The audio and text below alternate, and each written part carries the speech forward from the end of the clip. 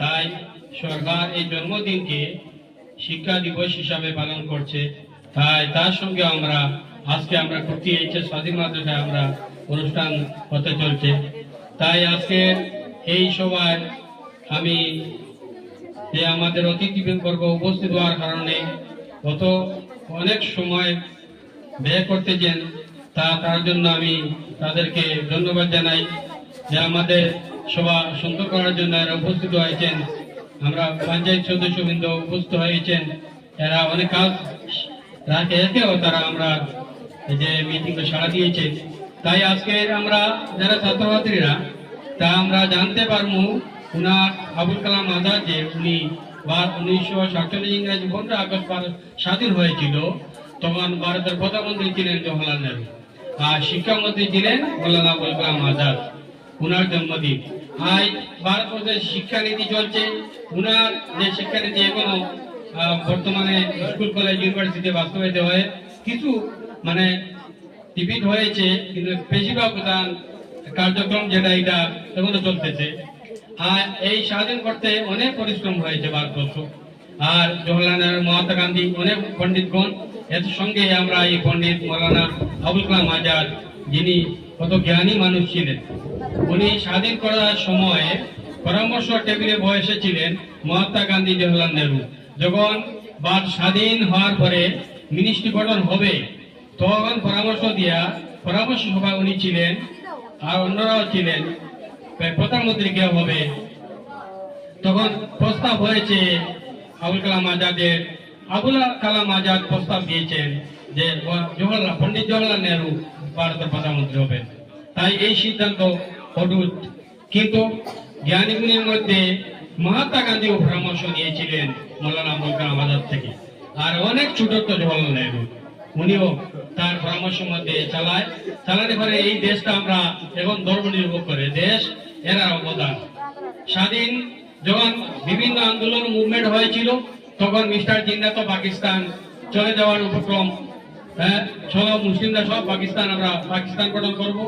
কিন্তু এরপরেও মৌলানা আজাদ আজ দিল্লি জামে মসজিদের মিনারে বসে উনি বলেছিলেন, তোমরা এখানে যারা হিন্দু তারা এখানে তোমরা জন্মস্থান, মুসলিম যারা এখানে ভারতের জন্মস্থান, তোমরা এখানে মজার আছে, কবরস্থান আছে, তোমরা এখানে যারজারি দরগা মসজিদ এইগুলা এরা তোমরা এখানে ভারতবর্ষ থাকো। তাই থাকার কারণে এখন আমরা যে ভারতবর্ষ আমরা সব ধর্ম মানুষ মিলিয়ে আমরা সার্বভৌম দেশে আমরা বাস করছি। আই আমরা এই শান্তিকামী দেশে যে প্রথম শিক্ষামন্ত্রী স্বাধীনের উনার জন্ম দিবস আপনারা শুনবেন। যে আজকের অতিথি আমরা ওনার কাছ থেকে আমরা যে তোমরা শুনবে এই অনুষ্ঠান তো আমরা শুনিনি, কিন্তু তোমরা শোনার দরকার আছে।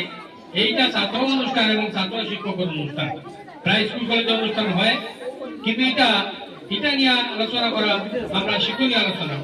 এটা আমরা স্টাফ এবং কমিটি নিয়ে একটা পরামর্শ প্রথম আমরা স্টাফ রেজলিউশন করেছি যে আমরা একটা শিক্ষা দিবস হিসাবে পালন করব। আর পালন করার আমরা 3টা অ্যাওয়ার্ড আমরা দিব। 3টা অ্যাওয়ার্ডের মধ্যে আমরা সর্বসম্মতিক্রমে বাইরে থেকে একজন জ্ঞানী শিক্ষিত মানুষ, সর্বজন শ্রদ্ধেয়, উনার নাম আমরা গ্রহণ করেছি।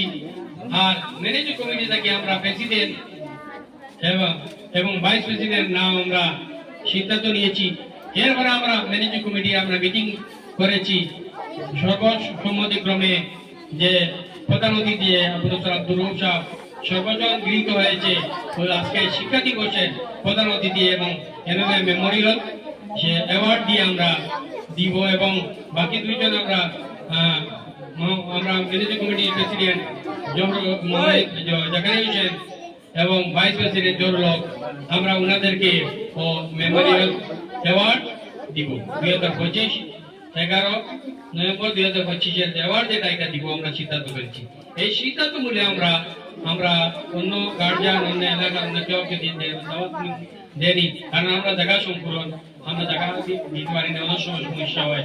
তাই আমরা এই অতিথিবর্গ অনুষ্ঠান যেটা আপনারা বয়ান শুনবেন, যিনি প্রধান অতিথি ওনার কথা আপনারা জানেন, উনি কদমতলা স্কুলে এবং বাগদ স্কুলে শিক্ষা জীবন যে প্রায় গভর্নমেন্ট শিক্ষক হিসাবে ছিলেন এবং বিভিন্ন শিক্ষা প্রতিষ্ঠান দ্বারা জড়িত। উনি অনেক প্রাইভেট প্রতিষ্ঠান করেছেন। ওনার অবদান অনেক জায়গায় বিভিন্ন সামাজিক কাজে বরাত এবং আসাম কলকাতা বিভিন্ন জায়গায় অনুষ্ঠান যায়।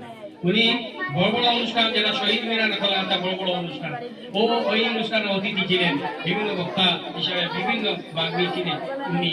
আপনারা জানেন উনি কথা আপনারা শুনবেন এবং প্রবীণ মানুষ, তার কাছ থেকে অনেক কিছু শুনতে পারবেন আপনার সম্পর্কে। তাই আমার এই স্বাগত ভাষণ সংক্ষিপ্ত করলাম।